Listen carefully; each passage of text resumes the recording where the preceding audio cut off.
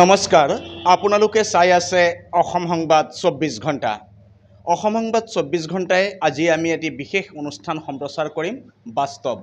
আৰু এই বাস্তৱ অনুষ্ঠানৰ মজিয়াত আজি উপস্থিত আছে ৬৬ নং বৰছলা বিধানসভা সমষ্টিৰ UPPL দলৰ প্ৰক্ষেপিত প্ৰাৰ্থী বাবুৰাম বসুমাতাৰী। আৰু আমি বাবুৰাম বসুমাতাৰীৰ পৰা এই বাস্তৱ অনুষ্ঠানৰ জৰিয়তে কিছু কথা জনাৰ চেষ্টা কৰিম। আসলতে বৰছলা সমষ্টিটোত বিগত দিনসমূহত কিমান উন্নয়ন হৈছিল আৰু কিমান উন্নয়নৰ বাকী আছে এই বৰছলা বিধানসভা সমষ্টিত। অসম সংবাদ 24 ঘণ্টাৰ এটি বিশেষ অনুষ্ঠান আজিৰ পৰা আমি সম্প্ৰচাৰ কৰি আছোঁ, বাস্তৱ। এই বাস্তৱ অনুষ্ঠানৰ মজিয়াত আপোনাক আদৰণি জনাইছোঁ। বাস্তৱ অনুষ্ঠানৰ জৰিয়তে আমি এটা কথা আপোনাৰ পৰা জানিব চেষ্টা কৰিম। এই যি ৬৬ নং বৰছলা বিধানসভা সমষ্টি, এই সমষ্টিটো যিহেতু বিগত 10টা বছৰ ভাৰতীয় জনতা পাৰ্টিৰ বিধায়ক আছিলে, ইয়াৰ আগতেও কংগ্ৰেছকে আদি কৰি কেইবাটাও দলৰ ইয়াত বিধায়ক হৈ গৈছে, কিন্তু সমষ্টিখনত বৰ্তমানেও বহুতো সমস্যা দেখিবলৈ পোৱা গৈছে। আৰু এই বাস্তৱ অনুষ্ঠানৰ জৰিয়তে আপুনি কি ক'ব আজিৰ দিনটোত? বহুত বহুত ধন্যবাদ আপোনালোকলৈ। মোক আপোনালোকে আহি ইয়াত বৰছলা সমষ্টিৰ বিষয়ে সমস্যাবোৰক আপোনালোকে জানিব বিচাৰিছে আৰু ৰাইজৰ আগত প্ৰকাশ কৰিবলৈ বিচৰাৰ কাৰণে মই আনন্দ হৈছোঁ যে বৰছলা সমষ্টিত বহুত সমস্যা আছে। আপোনালোকে নিজে গম পায়, চুকে কোণে য'তে যাওক ৰাস্তাৰ সমস্যাটো আছেই, ৰাস্তা পদূলিৰ সমস্যা আছে। তাৰোপৰি শিক্ষাত বহুত পিছপৰা, খোৱা পানীৰ সমস্যা, স্বাস্থ্যৰ সমস্যা। যিবিলাক চাব চেণ্টাৰ আছে সেইবিলাকত চাব চেণ্টাৰবিলাকক মানে ৰিফৰ্ম কৰা নাই গভমেণ্টে, ঔষধ পাতি ভালকৈ যোগান দিব পৰা নাই, ডক্তৰ নাই, নাৰ্ছ নাই। তেনেকুৱা ধৰণৰ অৱস্থাত বৰছলা সমষ্টিবাসী ৰাইজে বহুতো এই স্বাস্থ্য ক্ষেত্ৰত মানে ভুগিব লগা হৈছে। আৰু ইয়াতে বানপানীৰ সমস্যাও আছে। আমাৰ বানপীড়িত অঞ্চল আছে এই বৰছলা সমষ্টিত। এই বানপীড়িত অঞ্চলত আপোনালোকে যদি গৈ চাই তেনেহ'লে গম পাব, মাথাউৰিবোৰ ছিগি আছে। এতিয়া বাৰিষা বতৰ আহি পাইছে, এইবিলাকৰ কাৰণে চৰকাৰে কোনো ধৰণৰ পদক্ষেপ নল'ল। এইটো প্ৰতি বছৰে এই সমস্যাটো আমাৰ সমস্যাই হৈ থাকে। এইটো স্থায়ী সমাধানৰ কাৰণে কোনো এজন বিধায়ক বা চৰকাৰে মানে দায়িত্ব নল'লে। গতিকে মই আশা ৰাখিম যে আগন্তুক যিটো বিধানসভা নিৰ্বাচন, সেই নিৰ্বাচনত যদি মই ৰাইজৰ সঁহাৰিত জয়যুক্ত হৈ যাওঁ, তেনেহ'লে মই এই বিষয়ে বিধানসভাত মাত মাতিবলৈ বাধ্য হ'ম আৰু এইটো স্থায়ী সমাধান কৰাৰ কাৰণে মই দায়িত্ব গ্ৰহণ কৰিম। আৰু এই বাস্তৱ অনুষ্ঠানৰ জৰিয়তে আপোনাৰ পৰা আৰু এটা কথা জনাৰ চেষ্টা কৰিম। আপুনি ইতিমধ্যে কৈছে যে বৰছলা সমষ্টিৰ গৰাখহনীয়া সমস্যা আছে, স্বাস্থ্য কেন্দ্ৰসমূহত চিকিৎসক নাই, ঔষধৰ সুব্যৱস্থা নাই। আচলতে চৰকাৰখনে কিন্তু আকৌ গীত গাই ফুৰিছে যে আমি প্ৰতিটো বিভাগতে উন্নয়ন কৰিছোঁ, সমষ্টিখনৰ সৰ্বাংগীন উন্নয়ন কৰিছোঁ। আচলতে বাস্তৱ ছবি এয়াই নেকি আপুনি কোৱা ধৰণে? এইটো আচলতে ঢাক ঢোল বজোৱা বুলি ক'লেও ভুল নহ'ব, কাৰণ উন্নয়ন বুলি তেনেকুৱা কথাত ক'লে নহ'ব। চৰকাৰখনে উন্নয়নৰ বাস্তৱ ৰূপটো যদি আপুনি চাবলৈ যায়, তেনেহ'লে ৰাইজে সন্তুষ্ট হ'ব লাগিব। ৰাইজে মুঠেই সন্তুষ্ট নহয়, ৰাইজে অসুবিধাৰ সন্মুখীন হৈ আছে কাৰণে সন্তুষ্টি নহয়। আৰু আজি ৰাইজে তেওঁলোকক এই সমস্যাবোৰৰ কাৰণে তেওঁলোকক প্ৰতি উত্তৰ দিবলৈ কাৰণে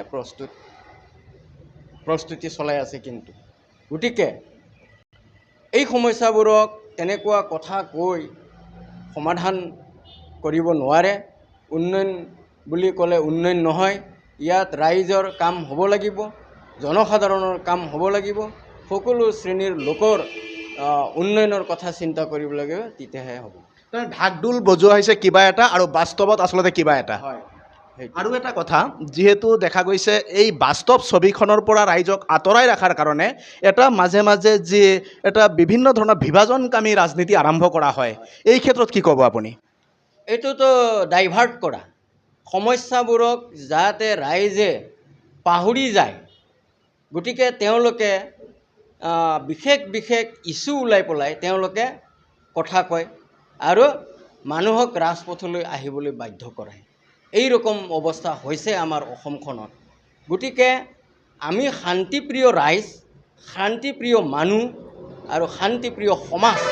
গতিকে শান্তিপ্ৰিয় সমাজত এইবিলাক মানে ভেকু ভাওনা দেখুৱাই কিবা ক'ব, কিবা কৰিব, এই ধৰণৰ কৰি থকাটো আমি কিন্তু সহ্য নহয়, আমাৰ ৰাইজে সহ্য নহয়। আজি ৰাইজ বুজি পাইছে, ৰাইজ জাগিছে। মই গম পাইছোঁ, মোক যি ধৰণে ৰাইজে সঁহাৰি দিছে, আঁকোৱালি লৈছে, মই ৰাইজৰ ওচৰত চিৰকৃতজ্ঞ হ'ম। আৰু হয়তো মই এইবিলাক কাম কৰিবৰ কাৰণে সদায় মানে ৰাইজৰ লগত থাকি কাম কৰিম। হয়, ইতিমধ্যে শুনিলে অসম সংবাদ 24 ঘণ্টাৰ যি বিশেষ অনুষ্ঠান বাস্তৱ, আচলতে ঢাকঢোল বজোৱা হৈছে কিবা, কিন্তু প্ৰকৃতাৰ্থত যি বাস্তৱ ছবি, এই বাস্তৱ ছবি অন্য কিবা।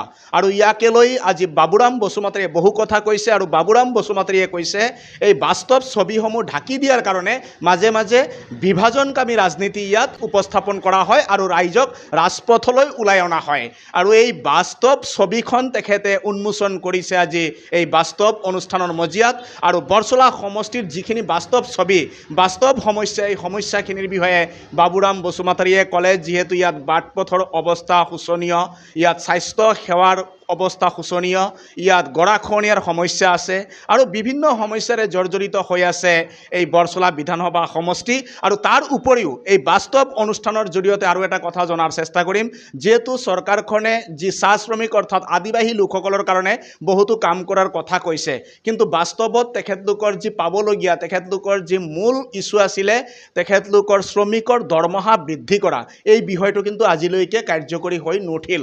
আৰু যদি মাজে সময়ে 2-4 টকাকৈ বৃদ্ধি কৰা হৈছে হ'লেও তেখেতলোকে বিচৰা ধৰণে ব্যৱস্থা হৈ নুঠিল। এই ক্ষেত্ৰত বাবুৰাম বসুমতাৰীয়ে বাস্তৱৰ মজিয়াত কি কয় এই কথা আমি জনাৰ চেষ্টা কৰিম। চাহ শ্ৰমিকসকলৰ এটা দীৰ্ঘদিনীয়া সমস্যা আছে, তেখেতলোকৰ যিটো দৰমহা, যিটো মাননি কাম কৰাৰ যিটো দৰমহা পাব লাগে, এই দৰমহাটো তেখেতলোকৰ নিম্নতম, আৰু এই নিম্নতম দৰমহাৰ কাৰণে তেখেতলোকৰ পৰিয়াল পোহপাল দিয়াত বহুত কষ্ট হয়। যদি বাবুৰাম বসুমতাৰীয়ে এই বিধানসভা সমষ্টিত এইবেলি বিধায়ক হিচাপে নিৰ্বাচিত হ'ব পাৰে, এই বাস্তৱ যি ছবিটো এই চাহ শ্ৰমিক বা আদিবাসীসকলৰ, এই ক্ষেত্ৰত ব্যৱস্থা কেনেধৰণৰ গ্ৰহণ কৰিব? একেই অৱস্থা, কাৰণ সমস্যাটোতো সমাধান কৰিব পৰা নাই তেওঁলোকে, আৰু কোনো ধৰণৰ তেওঁলোকক সুবিধা দিব পৰা নাই চৰকাৰে।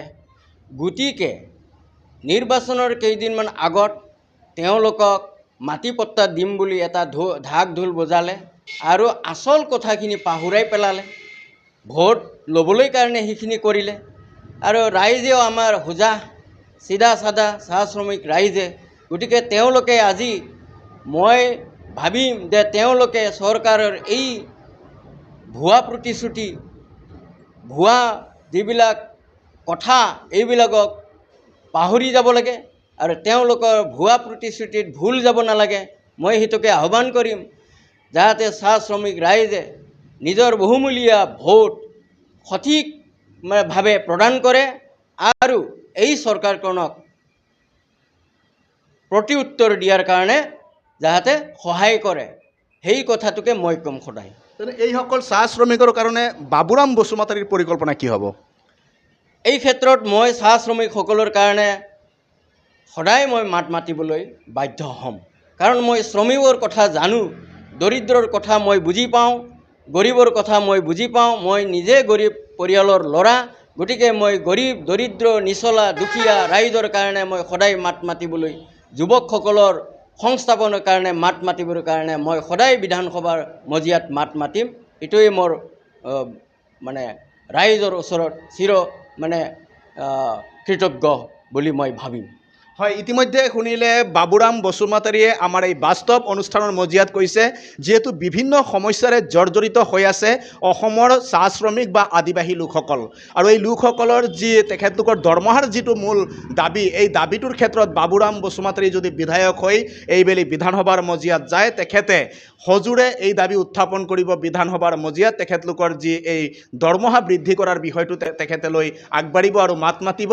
আৰু আমি বাবুৰাম বসুমতাৰীৰ পৰা আজি বাস্তৱ অনুষ্ঠানৰ জৰিয়তে বহু কথা জনালোঁ আৰু আপোনালোককো জনোৱাৰ চেষ্টা কৰিলোঁ আৰু বাবুৰাম বসুমতাৰীৰ যি আগন্তুক নিৰ্বাচনী পৰিকল্পনা সফল হওক তেখেতে নিশ্চয় এগৰাকী সুস্থ আৰু সবল প্ৰতিনিধি হিচাপে বিধানসভালৈ যদি যাব পাৰে তেন্তে সকলোৰে সমস্যা সমাধান হ'ব আৰু আমি এতিয়া বাস্তৱ অনুষ্ঠানৰ পৰা যিহেতু বিদায় ল'ম আৰু বাবুৰাম বসুমতাৰীৰ পৰা আমি সদৌ শেষত মাত্ৰ দুটা শব্দত কিছু কথা জনাৰ চেষ্টা কৰিম আপোনাৰ পৰা প্ৰতিগৰাকী ভোটাৰলৈ কি আহ্বান থাকিব আপোনাৰ ফালৰ পৰা এই সময়ছোৱাত মই সেইটোকে আহ্বান কৰিম বৰচলা সমষ্টিবাসী প্ৰতিগৰাকী ভোটাৰে যাতে নিজৰ বহুমূলীয়া ভোট বিবেক ভোট হিচাপে প্ৰদান কৰে আৰু মোক ট্ৰেক্টৰৰ চিনত ভোট দি এইবাৰ বৰচলাবাসী ৰাইজৰ কাম কৰাৰ বাবে মোক বিধায়ক হিচাপে নিৰ্বাচিত কৰে হয় ইতিমধ্যে শুনিলে বাবুৰাম বসুমতাৰীয়ে কৈছে তেখেতক যদি